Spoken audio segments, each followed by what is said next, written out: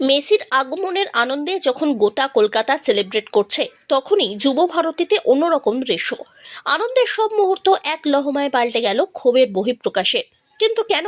মাঠে মেসি এলেন, কিন্তু নিরাপত্তার বেষ্টনী এতটাই গভীর ছিল যে প্রাণ ভরে তাকে দেখতেই পেলেন না অনুরাগীরা। মন্ত্রী কর্তাদের ঘেরাটোপে কয়েক মিনিট মাঠে থেকেই সময়ের আগেই ফিরে যেতে হলো মেসিকে। তখনও সেখানে পৌঁছতে পারেননি মুখ্যমন্ত্রী, শাহরুখ খান, সৌরভ গঙ্গোপাধ্যায় প্রমুখ বিশিষ্ট ব্যক্তিরা। ফলে অনুরাগের উৎসাহ দমে গিয়ে তা পরিণত হলো উৎকণ্ঠায়।